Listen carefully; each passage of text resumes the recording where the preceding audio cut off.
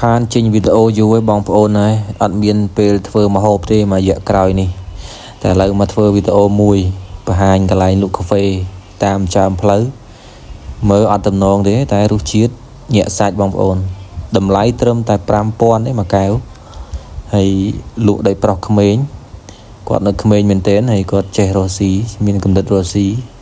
ហើយទីតាំងគាត់នេះគឺនៅជិតសាលាណូតុននៅម្ដុំជ្រោយជីវ៉ាបងប្អូនតែកាហ្វេរបស់គាត់គ្រាប់កាហ្វេគាត់គឺអែមខ្ញុំអ្នកផឹកកាហ្វេមួយរូបដែរគឺហ៊ាននិយាយថាអែមចឹងហ្មងហើយការឆុងការអីអត់លឿនទេគាត់ឆុងមួយធម្មតាមួយយើងគិតថាឆ្កង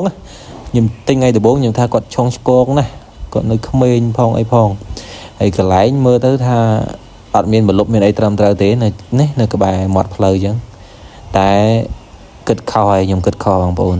នៅពេលដែលបានទិញកាហ្វេគាត់មកគឺរសជាតិអែមណាជាមួយនឹងតម្លៃ 5000 ហ្នឹងគឺពិតជាស័ក្តិសមមែនទែនហើយខ្ញុំកែវកាហ្វេខ្ញុំចូលចិត្តអាកែវតូចប៉ុណ្ណឹងហើយការឆុងនេះគឺថា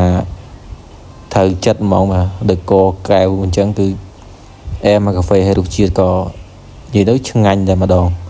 មិនចាញ់កាហ្វេ brand មួយចំនួនទេណាបងប្អូនហើយទីតាំងគាត់គឺដូចបញ្ជាក់ខាងដើមអញ្ចឹងនៅជិតសាលាណូតុនបាទមកពីវងមូលជ្រោយជីវ៉ាវងមូលតាព្រំហ្នឹងគឺនៅស្ដាំដៃហើយតែមកពីដម្ដុំសុខាគឺនៅឆ្វេងដៃបាទគាត់នៅក្មេងមែនទែនពេលយប់ពេលល្ងាចទៅរៀនពេលថ្ងៃលក់កាហ្វេហើយមិនធម្មតាបងប្អូនមួយថ្ងៃលក់យ៉ាងតិចក៏បាន30កែវដែរមួយកែវ 5000 បងប្អូនគុណទៅថាមួយខែគាត់បានចំណូលប៉ុន្មានហើយគាត់ផាត់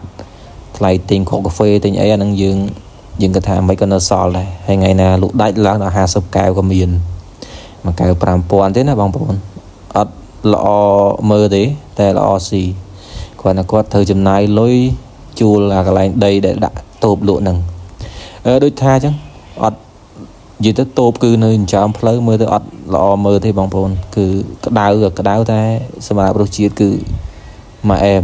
អ្នកដែលចូលចិត្តកាហ្វេអាចសាកបាននៅចិត្តណូតុនហ្នឹងហួសណូតុនតិចទេបងប្អូនអ្នកខ្ញុំមើលបង្ហាញមកវីដេអូចាក់កាហ្វេចូលអ្នកដែលចូលចិត្តកាហ្វេឃើញច្បាស់ជាដឹងហើយថារសជាតិយ៉ាងណាព្រោះឃើញការឆុងមកគាត់អត់លឿនទេមួយតែ